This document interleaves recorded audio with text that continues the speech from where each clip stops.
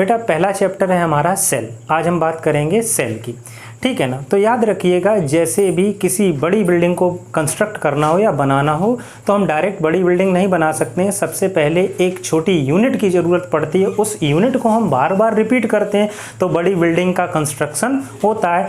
इसी प्रकार हम बायोलॉजी में लिविंग ऑर्गेनिजम्स की स्टडी करते हैं और लिविंग ऑर्गेनिजम्स कि बॉडी को बनाने के लिए भी ठीक उसी प्रकार एक छोटी यूनिट की ज़रूरत पड़ती है जिसको बार बार हम रिपीट करते जाते हैं तो एक फाइनली लिविंग बॉडी हमको दिखाई देती है। अब वो लिविंग बॉडी प्लांट्स भी हो सकती है और एनिमल हो सकती है। और बेटा एक बात याद रखिएगा, सेल एनिमल में भी होती है और प्लांट्स में भी होती है। तो ये चैप्टर जूलॉजी का भी है और बॉटनी का भी है, तो हम जूलॉजी बॉटनी में एक साथ पढ़ाएंगे, यहाँ पर अलग अलग नहीं पढ़ाएंगे, एक ही साथ डील करेंगे। मतलब फाइनली आपको ना, ठीक है ना, जूलॉजी और बॉटनी में कोई प्रॉब्लम नहीं आनी चाहिए, हम दोनों चीज़ें लेकर चलेंगे। अब हम डिफरेंस बता देंगे कि एनिमल सेल में क्या डिफरेंस होता है और प्लांट सेल में क्या डिफरेंस होता है। तो पहली बात करते हैं कि किसी भी लिविंग ऑर्गेनिज्म की बॉडी का कंस्ट्रक्शन करना है तो हमें एक छोटी यूनिट चाहिए जिसको नाम दिया गया सेल, ठीक है ना। तो पहला क्वेश्चन यहीं से हमारा बन जाता है कि cell is the structural and functional unit of any living organism. ये पॉइंट है सेल थ्योरी का। अब ये सेल थ्योरी क्या होती है हम थोड़ी देर बाद इसकी बात करेंगे। तो पहला पॉइंट हो गया, cell is the structural and functional unit of any living organism. बेटा ध्यान रखिएगा, आप कॉपी और पेन लेके बैठेंगे, हम हर पॉइंट लिख नहीं पाएंगे बोर्ड पर, क्योंकि अगर लिखेंगे तो आपका टाइम बेकार जाएगा, ठीक है ना, बर्बाद हो जाएगा, ठीक है। तो आप जो काम की चीज़ें हैं, फिगर्स हैं, वो सारे हम बनाएंगे। हाँ, हम पॉइंट बोलते चलेंगे। आप पहला पॉइंट लिखिएगा, cell is the structural and functional unit of any living organism, ठीक है ना। अच्छा, ठीक है ना। सेल की स्टडी या सेल की स्टडी जिस ब्रांच में करते हैं वो बायोलॉजी की ब्रांच कहलाती है साइटोलॉजी। तो अगला पॉइंट हो जाएगा, ठीक है ना, study of cell is called cytology. क्या बोलते हैं? Study of cell is called cytology. अब एक बात और याद रखिएगा, आज बेसिक चीजें बता रहे हैं तो आप क्लियर करके चलेंगे, सारी की सारी बातें बार बार रिपीट नहीं करेंगे हम वो बातें। तो एक बात और बता दे रहे हैं हम कि सेल की बात हो या फिर बायोलॉजी में कोई और बात हो, कोई भी साइंटिस्ट किसी फील्ड पर या किसी बायोलॉजी की ब्रांच पर पहली बार काम करता है तो उसका फादर या जनक बोला जाता है, ठीक है ना। चाहे वो काम सही हो चाहे वो काम गलत हो, इससे फर्क नहीं पड़ता है, लेकिन वो उसका फादर बोला जाएगा। तो सेल पर सबसे पहले वर्क किया था सन 1665 में रॉबर्ट हुक ने, तो रॉबर्ट हुक को बोला जाता है फादर ऑफ साइटोलॉजी। तो अगला पॉइंट हो गया, father of cytology is Robert hook, ठीक है ना। फिर से रिपीट कर दे रहे बेटा, पहला पॉइंट है cell is the structural and functional unit of any living organism. Next point है study of cell is called cytology. उसके बाद नेक्स्ट पॉइंट है कि father of cytology is Robert Hooke. अच्छा, अब बात करते हैं कि सेल की डिस्कवरी कैसे हुई, ठीक है। तो समझिए, ठीक है ना, जैसे आजकल राशन की दुकान होती है वैसे ही रॉबर्ट हुक के यहाँ राशन की दुकान थी। तो आजकल तो फैक्ट्रियाँ वगैरह होती हैं तो जो ढक्कन लगाई जाती है, कंटेनर होते हैं जो मिट्टी के तेल केरोसिन के, उनके ऊपर, ठीक है ना, या तो प्लास्टिक की होती है या वो टिन की होती है। लेकिन पहले टाइम में फैक्ट्रियाँ नहीं थी तो वो जो लगाई जाती थी ढक्कन या, ठीक है ना, कॉर्क लगाई जाती थी, वो होती थी लकड़ी की, ठीक है ना। तो उस टाइम इनको रॉबर्ट हुक को कहीं से मिल गया होगा माइक्रोस्कोप। तो माइक्रोस्कोप जैसे छोटे बच्चों को कोई चीज़ मिल जाती है तो वो, ठीक है ना, सोते हो तब भी उसी को लिए रहते हैं। तो रॉबर्ट हुक के साथ भी कुछ ऐसा ही था, ये जहाँ भी जाते थे उस माइक्रोस्कोप को लगा देते थे और उस माइक्रोस्कोप से देखने लगते थे। तो फिर पता नहीं क्या हुआ कि एक दिन उन्होंने उस ढक्कन को निकाला और उसको ऑब्जर्व करने लगे। तो याद रखिएगा, जब उन्होंने ऑब्जर्व किया तो उसके अंदर बी हाइव, ठीक है ना, उसके अंदर बी हाइव जैसे स्ट्रक्चर नजर आए उनको। किसके जैसे? मधुमक्खी के छत्ते जैसे स्ट्रक्चर नजर आए, ठीक है ना। इन मधुमक्खी के छत्ते जैसे छोटे छोटे कंपार्टमेंट्स को ग्रीक लैंग्वेज में बोला जाता है सेलुला। तो यहीं से वर्ड जनरेट हो गया सेल। तो ये जो छोटे छोटे कंपार्टमेंट दिख रहे थे बी हाइव में, इनको क्या बोला जा रहा था? सेलुला। तो यहीं से क्या कौन सा वर्ड जनरेट हो गया? यहीं से वर्ड जनरेट हो गया सेल, ठीक है ना। अब चलिए, तो भाई जब ढक्कन के तौर पर उस लकड़ी को यूज किया गया होगा तो वो लकड़ी ड्राई रही होगी, सूखी रही होगी, और सूखी रही होगी तो उस लकड़ी या उस छोटे छोटे कंपार्टमेंट के अंदर कोई लिक्विड पोर्शन, कोई तरल पदार्थ नहीं रहा होगा।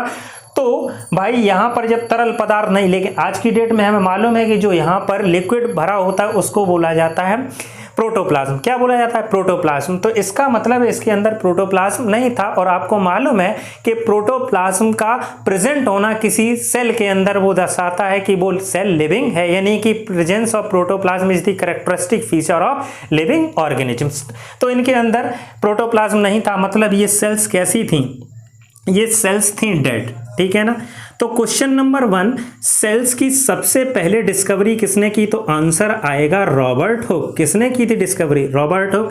आपसे ईयर पूछा जाएगा तो ईयर होगा, ठीक है ना, 1665, 1665 में। अब आपसे पूछा जाएगा ये सेल्स लिविंग थी या डेड थी? तो आंसर होगा ये सेल्स डेड थी। और पूछा जाए डेड क्यों थी? तो आंसर होगा कि इसके अंदर बेटा प्रोटोप्लाज्म नहीं था। क्या नहीं था?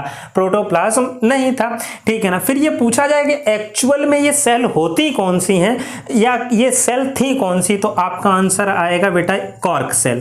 ठीक है ना। अब ये कॉर्क सेल क्या होती हैं? तो जब हम एनाटॉमी आपको पढ़ाएंगे तो आपको बताएंगे ये कॉर्क सेल्स क्या होती हैं। आपको मालूम होना चाहिए जब, ठीक है ना, डाइकॉट्स स्टेम या डाइकॉट रूट में सेकेंडरी ग्रोथ होती है तो एक कैम्बियम बनती है जिसको बोलते हैं कॉर्क कैम्बियम। और ये कॉर्क कैम्बियम जब डिवाइड करती है तो अंदर की तरफ, ठीक है ना, सेकेंडरी अंदर की तरफ बनाती है सेकेंडरी कॉर्टेक्स और बाहर की तरफ बनाती है कॉर्क। तो वही कॉर्क सेल्स थी। तो पहला क्वेश्चन क्या हो गया कि इस सेल की डिस्कवरी किसने की? तो आंसर होगा रॉबर्ट हुक ने। वो, ठीक है ना, ईयर कौन सा था? तो आंसर होगा 1665। हम बायोलॉजी के अंदर ईयर्स आपको बहुत कम मेंशन करेंगे और जितने इंपॉर्टेंट होंगे वही मेंशन करेंगे, तो आप उन्हीं को याद करिएगा। ज़्यादा ईयर याद करने की आप कोई जरूरत नहीं है। ठीक है ना। तो वो सेल्स कैसी थी? तो वो सेल्स कैसी थी? तो आंसर होगा वो सेल्स डेड थी। डेड क्यों थी? क्योंकि उनके अंदर प्रोटोप्लाज्म नहीं था। तो वो सेल्स, उन सेल्स का नाम क्या था? तो आंसर है कॉर्क सेल। क्या नाम था? Cork cell. अब अगली बात करते हैं बेटा, ठीक है ना। तो आज की डेट में अच्छा क्वेश्चन तो ये बनेगा, अरे भाई सोचो, ठीक है ना, ये जो स्ट्रक्चर था आज की डेट में हमें पता है कि सेल की बाउंड्री को, ठीक है ना, क्या बोलते हैं? ठीक है ना, सेल मेम्ब्रेन या प्लाज्मा मेम्ब्रेन बोला जाता है। लेकिन, ठीक है ना, चूंकि ये प्लांट सेल है तो सेल मेम्ब्रेन या फिर प्लाज्मा मेम्ब्रेन के बाहर एक और वॉल होती है जिसको बोला जाता है सेल वॉल। क्या बोला जाता है? Cell wall. ठीक है ना। तो अब समझो, ठीक है ना, जो प्लाज्मा मेम्ब्रेन होती है वो कांटेक्ट में रहती है प्रोटोप्लाज्म की। जब ये सेल डेड हुई होगी, ड्राई की होगी, तो वो cell membrane, plasma membrane, protoplasm सब खत्म हो गया होगा और केवल एक बाउंड्री रह गई है जिसका नाम है सेल वॉल। क्या नाम है? Cell wall. तो इसका मतलब ये है कि एक्चुअल में रॉबर्ट हुक ने जो स्ट्रक्चर देखा था वो सेल नहीं बल्कि क्या थी? Cell wall. तो अगला पॉइंट यही हो जाएगा बेटा कि, ठीक है ना, वो जो रॉबर्ट हुक ने ऑब्जर्व किया था वो सेल नहीं, एक्चुअल में क्या थी? वो सेल वॉल थी। ठीक है ना। आपको मालूम होना चाहिए कि सेल वॉल होने की वजह से ही जो प्लांट्स होते हैं इनका स्ट्रक्चर फिक्स होता है, क्योंकि जो सेल वॉल होती है ये रिजिड, हार्ड होती है, इम्परमिएबल होती है नेचर में। तो यही स्ट्रक्चर दिखाई दिया था। फिर से हम रिपीट कर देते हैं आपको पॉइंट्स क्या क्या लिखने। तो पहला पॉइंट है cell is the structural and functional unit of any living organism. फिर हमने बोला जिस ब्रांच में सेल की स्टडी करते हैं उसको बोलते हैं साइटोलॉजी। तो study of cell is called cytology. फिर अगली बार बोली थी कि जो पहला साइंटिस्ट जिस फील्ड में काम करता है वो उसका फादर कहलाता है, तो father of cytology Robert Hooke. ठीक है ना। रॉबर्ट हुक ने किस ईयर में सेल की डिस्कवरी की? तो आंसर होगा 1665। ठीक है ना। वो सेल्स जिनको देखा था वो लिविंग थी या डेड? तो आंसर होगा वो डेड थी। तो कैसे पहचाना वो डेड थी? तो उनके अंदर प्रोटोप्लाज्म नहीं था। तो वो सेल्स कौन सी थी? तो आंसर होगा कॉर्क सेल। और आज की डेट में अगर ये क्वेश्चन पूछा जाए रॉबर्ट हुक ने जो स्ट्रक्चर देखा तो वो एक्चुअल में सेल थी या सेल वॉल? तो आंसर होगा वो सेल बॉल्स थी।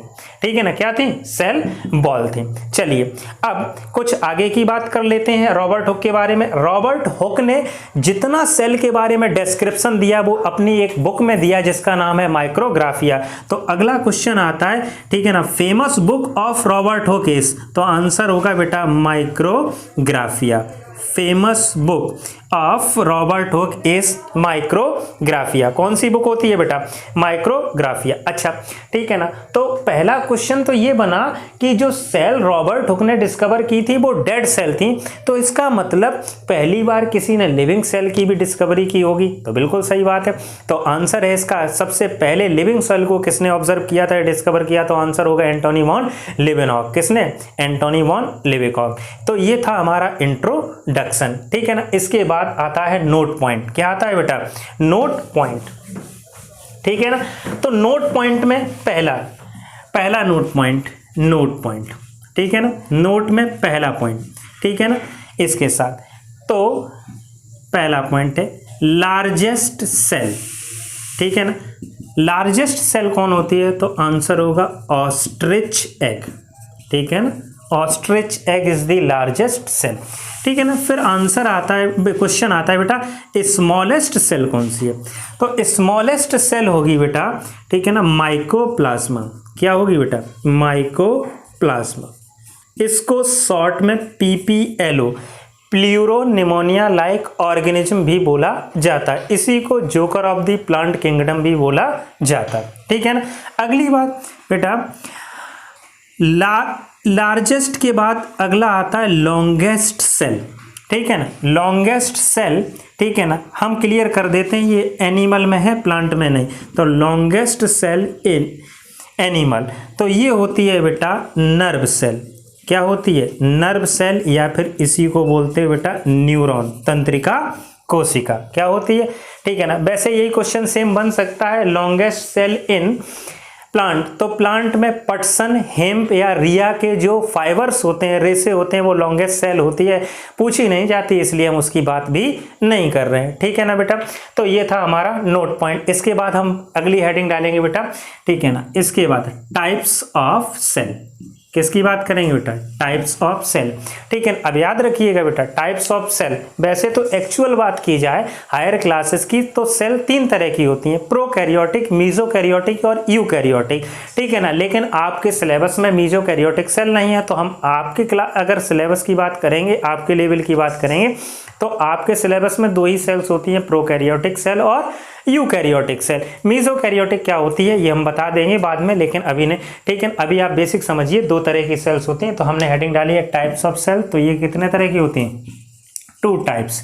तो अब हम एक तरफ बात करेंगे प्रोकैरियोटिक सेल्स की और दूसरी तरफ बात करेंगे यूकैरियोटिक सेल्स की, ठीक है ना। तो 2 कॉलम बना लीजिए पेज के अंदर, और एक तरफ लिखिए प्रोकैरियोटिक सेल और दूसरी तरफ लिखिएगा यूकैरियोटिक सेल, ठीक है ना। अब बात कर लेते हैं बेटा प्रोकैरियोटिक, ठीक है। राइटिंग मत जाइएगा, प्रोकैरियोटिक सेल और यूकैरियोटिक सेल। आपका राइटिंग अच्छा होगा तो आप नोट्स अच्छे बनाइएगा, हमारा काम चलाने लायक है तो हम काम चला लेते हैं, ठीक है ना। प्रोकैरियोटिक सेल और यूकैरियोटिक सेल।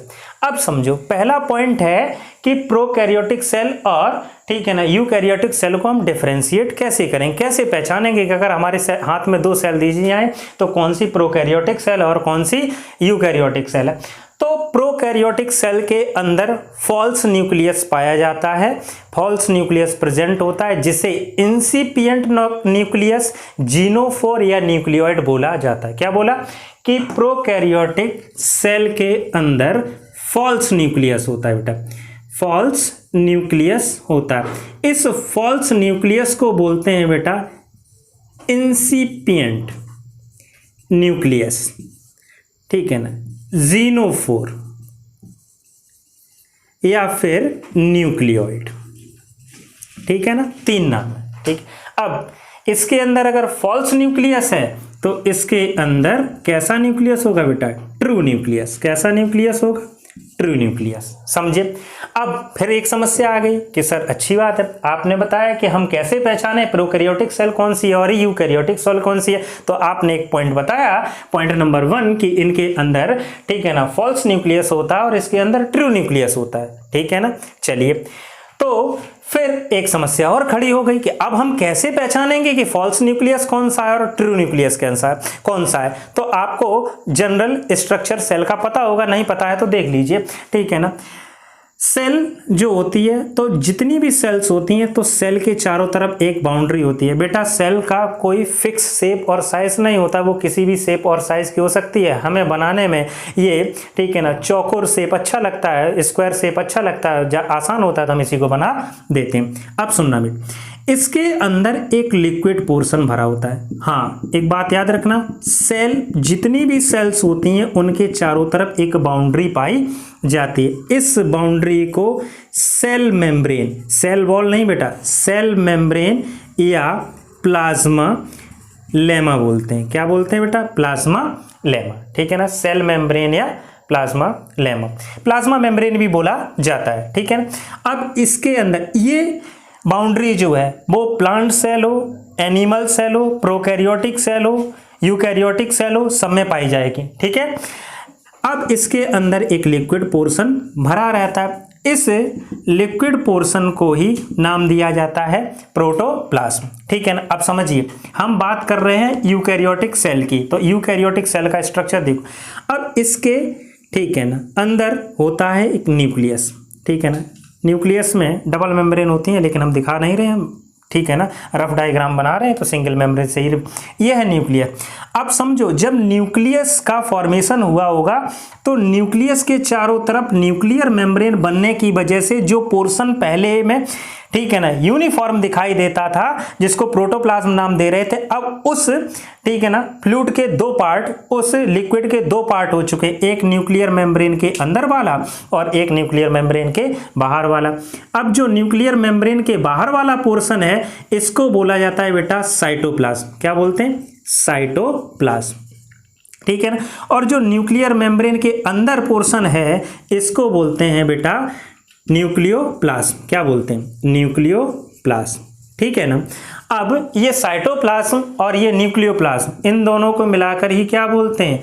प्रोटोप्लाज्म। और एक बात बता दी थी कि अगर कोई भी लिविंग है तो उसकी पहचान या उसका कैरेक्टर क्या होता है? उसका कैरेक्टर होता है प्रोटोप्लाज्म। अगर प्रोटोप्लाज्म नहीं है तो वो, ठीक है, नॉन लिविंग होगा, और प्रोटोप्लाज्म है तो वो लिविंग होगा। बाकी कोई स्ट्रक्चर प्रेजेंट हो या ना हो, उससे कोई फर्क नहीं पड़ता है, ठीक है ना। अब सुनो, अब ये न्यूक्लियस है, ठीक है ना, न्यूक्लियस है या ये न्यूक्लियर मेम्ब्रेन है, न्यूक्लियस की बाउंड्री है।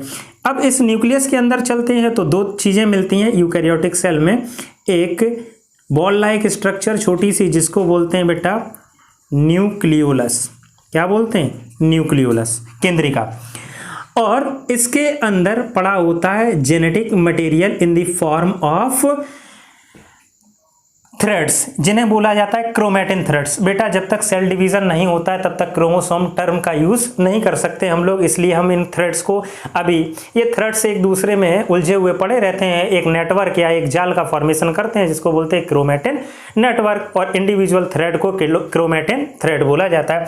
तो यहाँ पर ये पड़े हुए हैं क्रोमोसोम्स, ठीक है ना, या क्रोमैटिन थ्रेड्स, क्रोमैटिन थ्रेड्स, ठीक है ना। अब समझना, न्यूक्लियस, ये वाला पूरा का पूरा स्ट्रक्चर क्या है बेटा?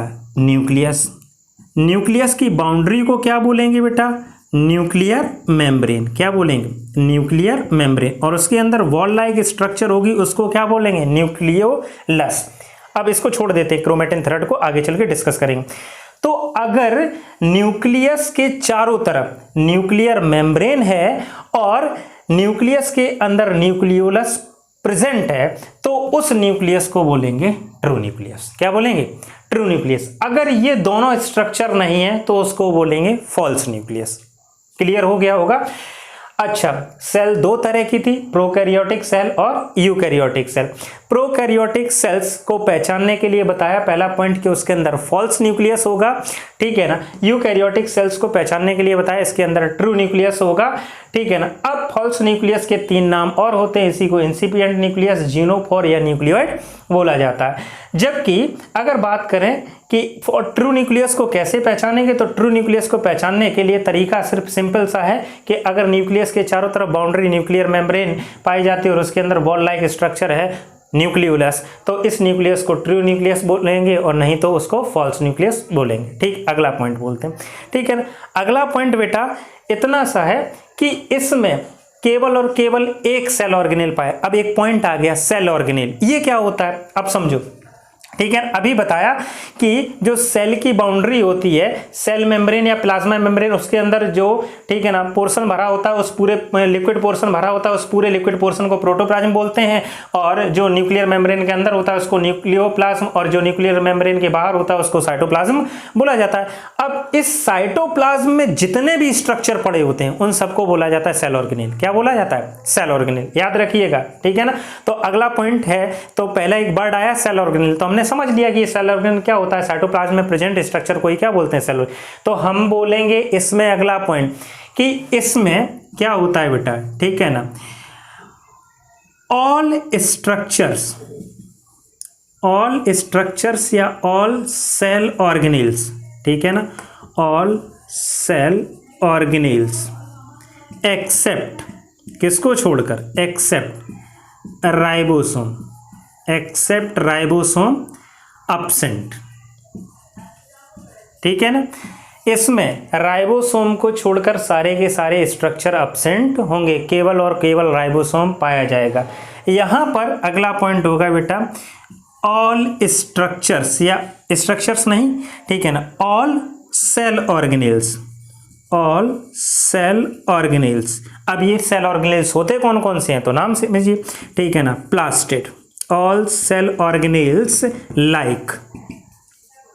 like plastid, ठीक है ना। अब ये प्लास्टिड भी क्लासिफिकेशन आगे पढ़ेंगे। ये प्लास्टिड 3 तरह के होते हैं, ठीक है ना। अगर ये कलरलेस है तो इसको बोलते हैं ल्यूकोप्लास्ट, ठीक है ना। अगर हरे कलर का है तो इसको बोलेंगे, ठीक है ना, क्लोरोप्लास्ट। और किसी कलर का है, हरे कलर के अलावा, तो उसको बोलेंगे क्रोमोप्लास्ट। प्लास्टिड, उसके बाद आएगा बेटा आपका माइटोकॉन्ड्रिया, उसके बाद आएगा आपका ER, उसके बाद आएगा बेटा आपका गोल्जी बॉडी। कौन आएगा बेटा? गोल्जी बॉडी, ठीक है ना। उसके बाद आएगा आपका बेटा लाइसोसोम, लाइसोसोम। उसके बाद आएगा बेटा आपका सेंट्रोसोम, सेंट्रोसोम, ठीक है ना। सेंट्रोसोम और सेंट्रियोल अलग अलग बातें होती हैं, हम बताएंगे। अभी हम बात कर रहे हैं सेंट्रोसोम की, ठीक है ना। सेंट्रोसोम के बाद आपके, ठीक है ना, आगे आ जाएगा ग्लाइऑक्सीसोम, ग्लाइऑक्सीसोम, ठीक है ना। इसके बाद ग्लाइऑक्सीसोम के बाद आ जाएगा परऑक्सीसोम, परऑक्सीसोम, परऑक्सीसोम एटसेट्रा।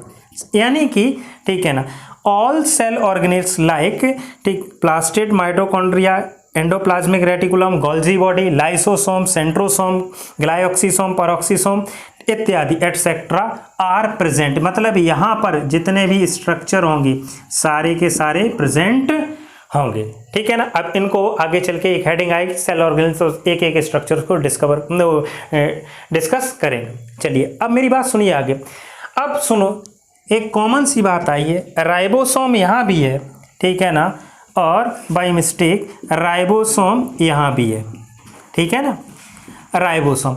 तो कोई भी सेल हो, चाहे वो प्रोकैरियोटिक चाहे यूकैरियोटिक, राइबोसोम दोनों सेल में पाए जाते हैं, ठीक है ना। मतलब ईच एंड एवरी सेल में राइबोसोम पाए जाते हैं। तो यहीं से अगला क्वेश्चन हमारा जनरेट हो जाता है कि यूनिवर्सल सेल ऑर्गेनेल कौन सा है, मतलब ऐसा सेल ऑर्गेनेल कौन सा है जो हर एक सेल में पाया जाता है। तो आंसर है राइबोसोम, ठीक है ना। अब सुनो, राइबोसोम यहाँ भी है और राइबोसोम यहाँ भी है, तो इन दोनों में डिफरेंस क्या है, तो हम अगले पॉइंट की ओर चलते हैं, ठीक है ना। अब हटा दे रहे हैं इसको, समझ लेना, अगले पॉइंट की ओर चल रहे हैं, ठीक है।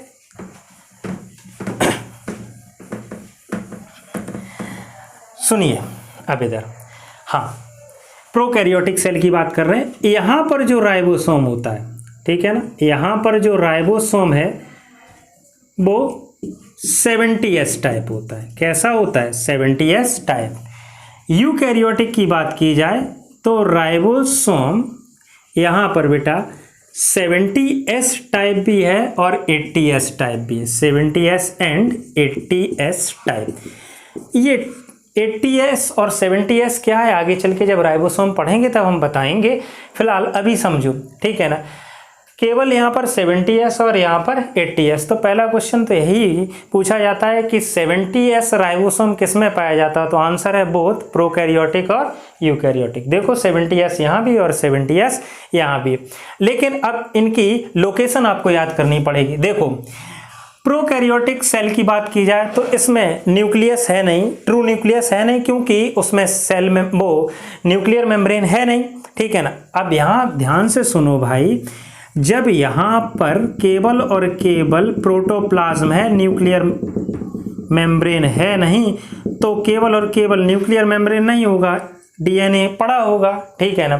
तो डीएनए जो होगा, जब कोई भी मेम्ब्रेन ऐसी है नहीं जो साइटोप्लाज्म और न्यूक्लियोप्लाज्म को डिफरेंशिएट कर सके, तो प्रोकैरियोटिक सेल में केवल और केवल साइटोप्लाज्म ही होता है, न्यूक्लियोप्लाज्म जैसी कोई चीज़ नहीं होती है।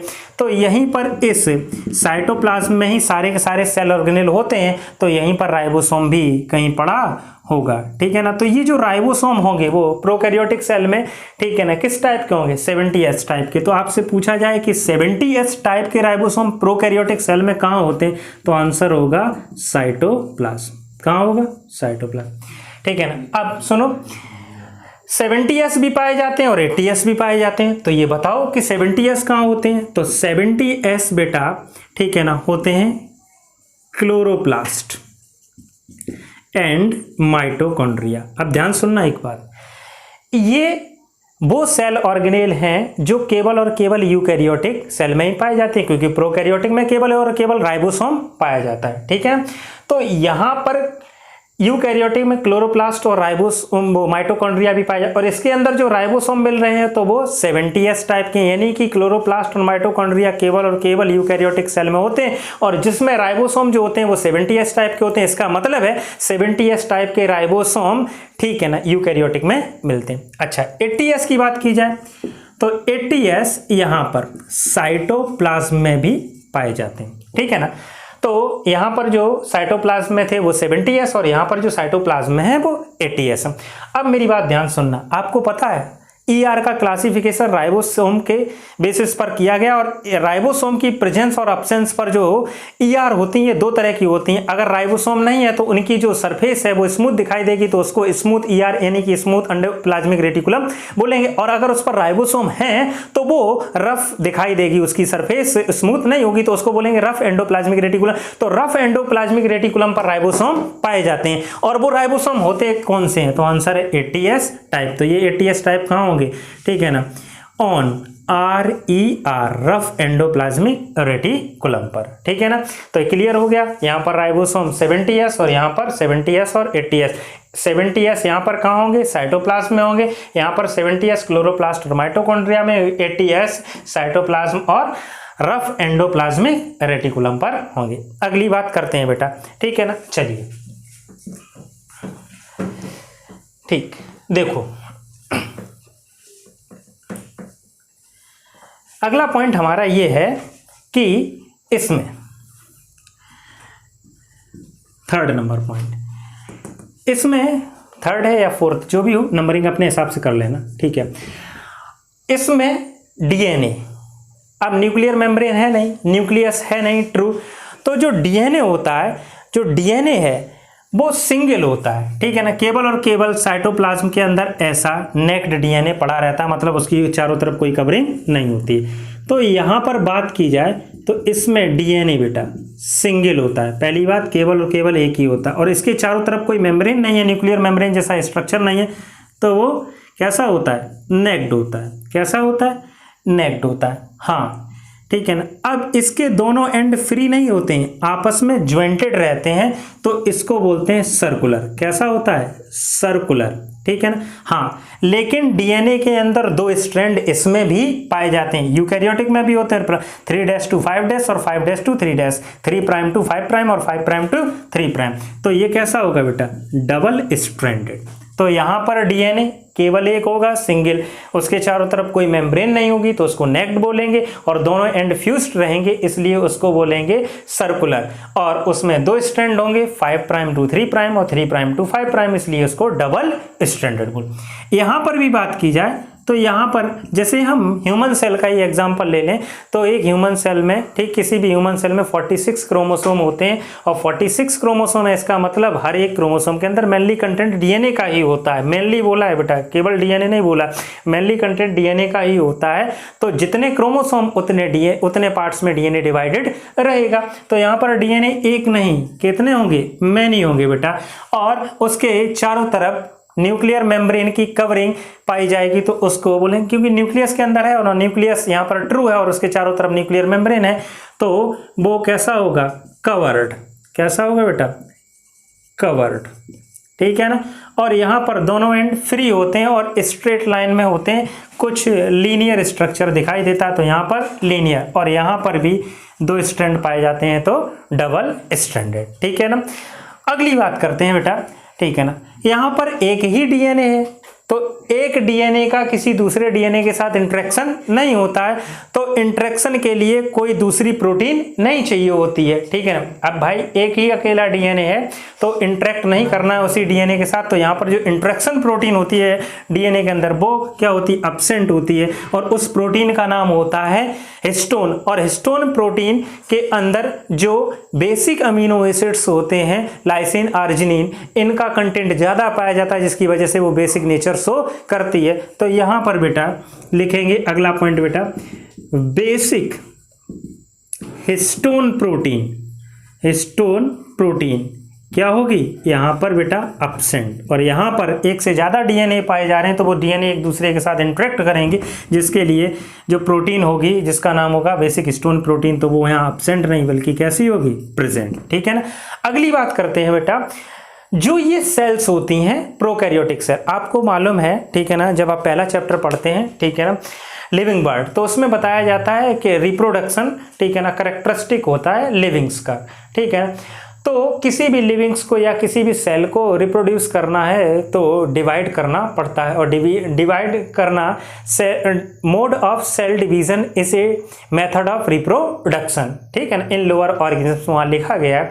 तो अब इस सेल को भी रिप्रोड्यूस या डिवाइड करना, इस सेल को भी रिप्रोड्यूस या डिवाइड करना, तो ये सेल जो डिवाइड करती है वो एमाइटोसिस से करती है, किससे, ठीक है ना, डिवीजन। इसमें कैसा होता है बेटा, डिवीजन, इसमें होता है बेटा एमाइटोसिस, एमाइटोसिस, ठीक है ना। ये एमाइटोसिस कैसा, ऐसा डिवीजन जिसमें स्पिंडल फाइबर्स का फॉर्मेशन नहीं होता है, उसको बोलते हैं amitosis. Division without spindle formation is called amitosis, ठीक है ना।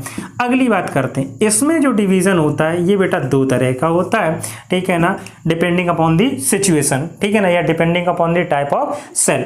तो ये 2 तरह का होता है, एक को बोलते हैं बेटा मियोसिस या मियोटिक डिवीजन, और दूसरे को बोलते हैं माइटोटिक या माइटोसिस डिवीजन। तो ये कितने तरह का हो गया, 2 तरह का, ठीक है ना बेटा। तो अब एक बार रिवाइज कर देते हैं फिर से। हमने बोला कि cell is the structural and functional unit of any living organism, क्योंकि जितने भी लिविंग ऑर्गेनिज्म होंगे, हर एक लिविंग ऑर्गेनिज्म की जो बॉडी होगी वो सेल्स की बनी होगी।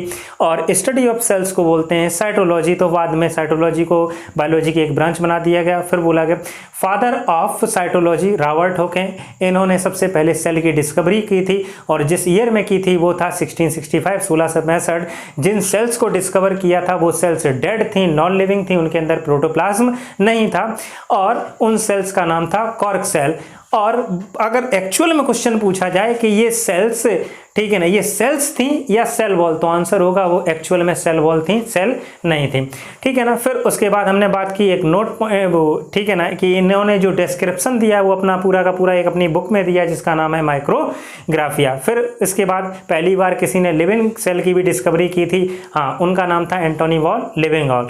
एंटोनी वॉन लिविंगहॉल ने सबसे पहले लिविंग सेल की डिस्कवरी की थी। फिर उसके बाद हमने नोट पॉइंट की बात की, जिसमें पहला बताया कि जो लॉन्गेस्ट सेल होती है एनिमल के अंदर वो न्यूरॉन या नर्व सेल होती है। प्लांट्स के अंदर जो होती है इंपॉर्टेंट नहीं है, पर्सन, हेम्स या रिया के फाइबर्स या रेसे होते हैं। अब सबसे ज़्यादा इंपॉर्टेंट क्वेश्चन लार्जेस्ट सेल पूछा जाए तो ऑस्ट्रिच एग, स्मॉलेस्ट सेल पूछा जाए तो माइकोप्लाज्मा या पीपी LO होता है। फिर उसके बाद हमने पूछा सेल्स कितने तरह की होती हैं, कंफ्यूज मत होइएगा, हमने बोल दिया था कि बाय मिस्टेक कि सेल्स 3 तरह की होती हैं। आपके लेवल पर 3 तरह की नहीं है, आप याद रखिएगा। हाँ होती हैं 3 तरह की, लेकिन आपके लेवल पर नहीं है। आपके लेवल पर आंसर जाएगा 2 तरह की होती है, प्रोकैरियोटिक और यूकैरियोटिक। तो फिर इन्हें डिफरेंशिएट कैसे करेंगे कि प्रोकैरियोटिक सेल कौन सी और यूकैरियोटिक सेल कौन सी है। तो फिर उसके लिए हमने कुछ पॉइंट्स लिखा है। तो पहला पॉइंट बताया कि जो प्रोकैरियोटिक सेल्स होती है उसके अंदर जो न्यूक्लियस होता है वो फॉल्स होता है, जिसको इंसिपिएंट न्यूक्लियर न्यूक्लियोइड या जीनोफोर बोला जाता है, और इनके अंदर पाया जाती है, ठीक है ना, यूकैरियोटिक के अंदर ट्रू न्यूक्लियस। अब कैसे पहचानेंगे कि ये न्यूक्लियस ट्रू है फॉल्स, तो इसके लिए फिर एक छोटी सी बात बताई है कि अगर न्यूक्लियस के चारों तरफ न्यूक्लियर मेम्ब्रेन और उसके अंदर न्यूक्लियोलस पाई जाती है तो वो जो न्यूक्लियस होगा वो ट्रू होगा, अदरवाइज ये दोनों स्ट्रक्चर नहीं पाए जाते हैं तो फॉल्स होता है। फिर हमने बताया कि प्रोकैरियोटिक सेल में केवल और केवल राइबोसोम पाया जाता है, बाकी सारे के सारे सेल ऑर्गेनेल्स एब्सेंट होते हैं, जबकि इसमें सारे के सारे सेल ऑर्गेनेल्स पाए जाते हैं। फिर हमने बताया राइबोसोम इधर भी है, राइबोसोम इधर भी है, दोनों सेल्स में है, तो ये यूनिवर्सल सेल ऑर्गेनेल है, ठीक है ना। राइबोसोम इसमें 70S है और इसमें 70S और 80S दोनों। इसमें 70S है लेकिन वो है कहाँ एक्चुअल में, तो इसमें साइटोप्लाज्म के अंदर। इसमें 70S है तो वो है कहाँ, माइटोकॉन्ड्रिया और क्लोरोप्लास्ट के अंदर। 80S कहाँ है, साइटोप्लाज्म और रफ ER के ऊपर। फिर अगला पॉइंट बताया गया कि इसके अंदर जो DNA होता है वो केवल एक होता है, और ठीक है ना, उसके अंदर चारों तरफ कोई कवरिंग नहीं तो उसको नेक्ड बोलते हैं, दोनों एंड फ्री नहीं होते तो उसको सर्कुलर।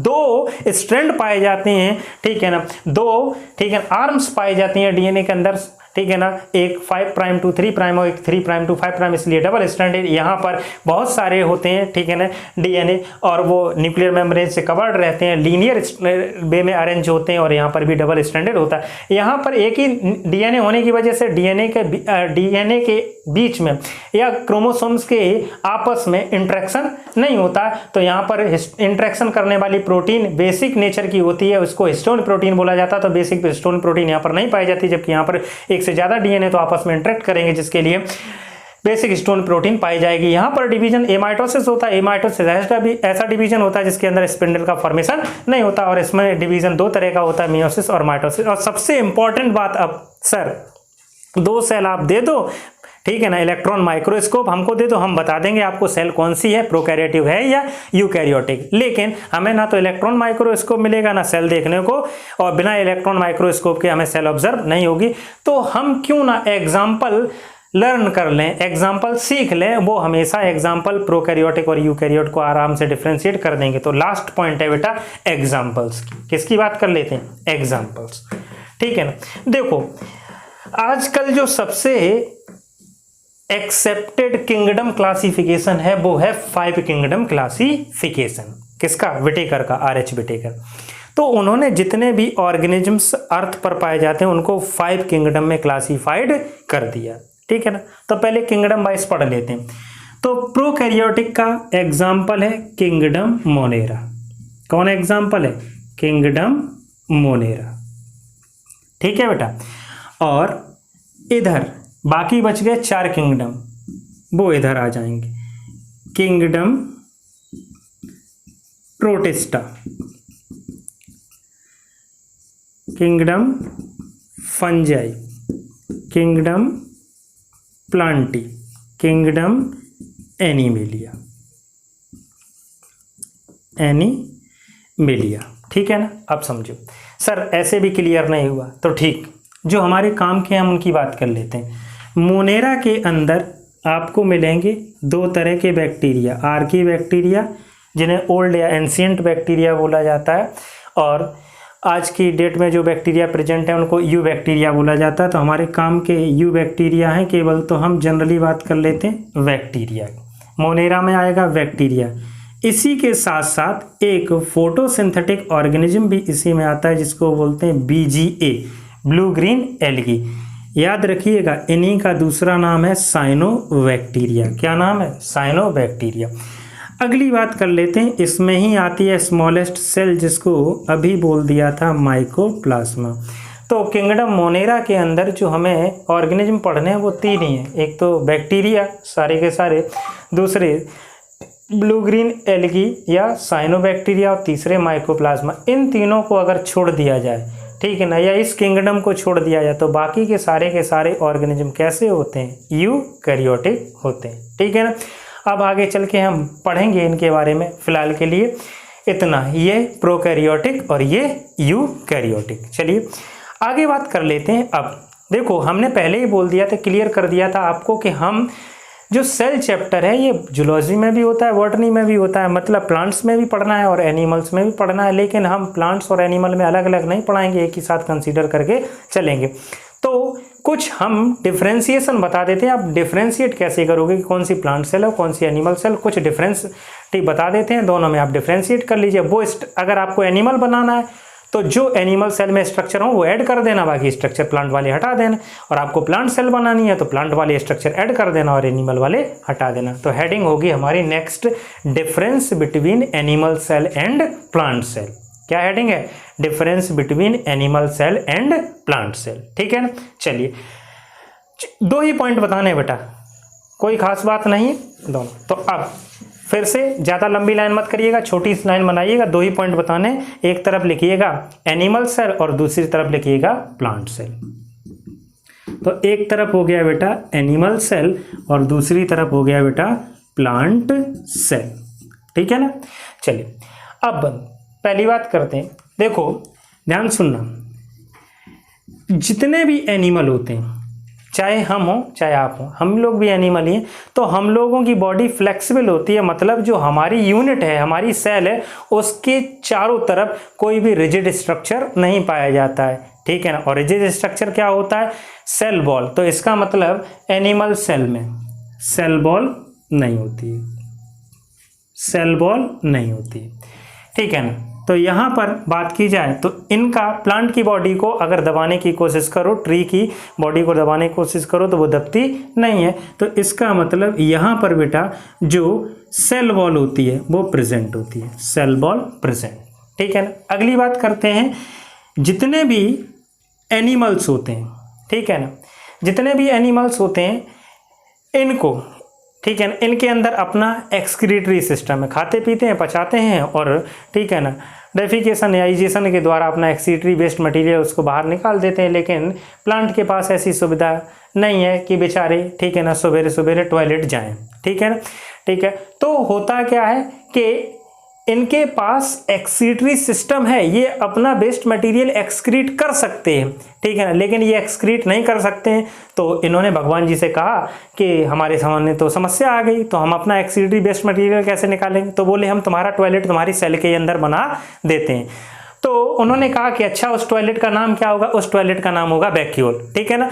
जब तुम अपना एक्सक्रीटरी वेस्ट मटेरियल निकालोगे तो उसी वेस्ट डिपॉजिट बॉक्स में यानी कि वैक्यूल में भरते रहना, और जब आपकी सेल की डेथ होगी तो सेल के साथ साथ वो वैक्यूल भी रिमूव हो जाएगी और आपका सारा का सारा एक्सक्रीटरी वेस्ट मटेरियल रिमूव हो जाएगा। ठीक है ना। तो इसका मतलब इनका टॉयलेट यानी कि वैक्यूल प्रेजेंट है इनके अंदर, लेकिन इसमें कोई वैक्यूल नहीं होती है।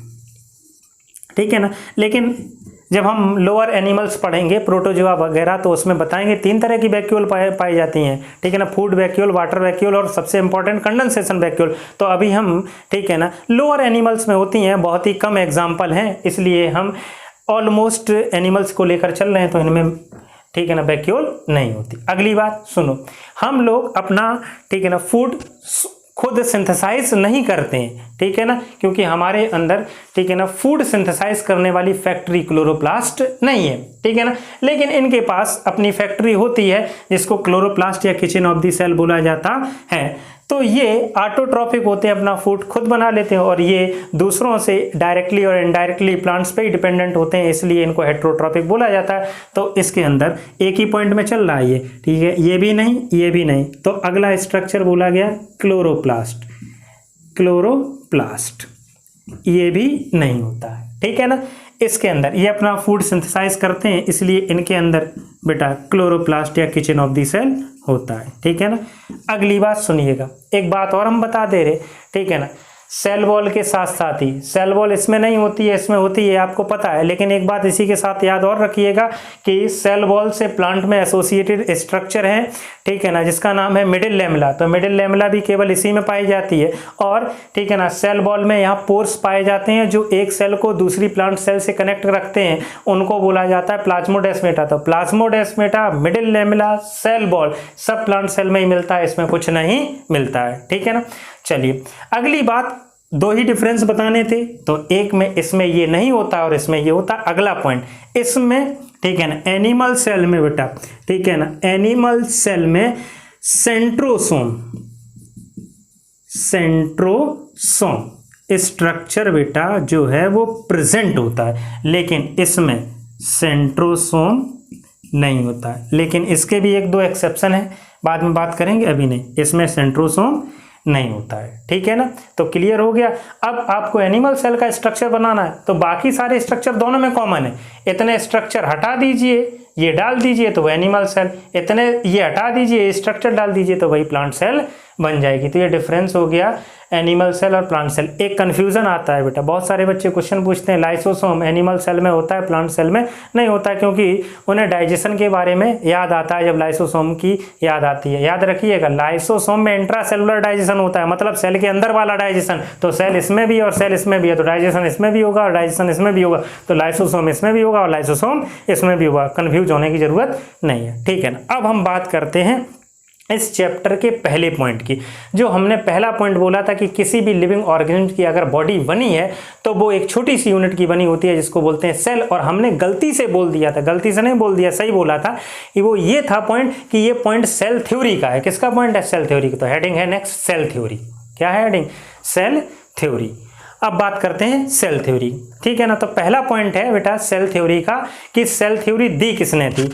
तो याद रखिएगा, ठीक है ना, सेल थ्योरी दो साइंटिस्ट ने दी थी, ठीक है ना, जिनका नाम था स्लाइडेन एंड स्वान। किसने दी थी? स्लाइडेन एंड स्वान। एक बात एनसीईआरटी ने थोड़ा सा एक पैराग्राफ लिखा है, उसमें पहले बोला जाता है कि जो स्लाइडेन थे, अब पूछा जाता है स्लाइडेन कौन थे, स्वान कौन। स्वान माने होता है हंस, या स्वान माना संस्कृत में होता है कुत्ता, और हंस और कुत्ता दोनों ही जूलॉजी से रिलेटेड है, एनिमल्स हैं। तो याद रखिएगा स्वान जूलॉजिस्ट थे और स्लाइडेन बॉटनिस्ट थे, ठीक है ना। तो पहले स्वान ने जंतुओं के लिए, एनिमल्स के लिए सेल थ्योरी नहीं है, एक हाइपोथेसिस दी थी, ठीक है ना।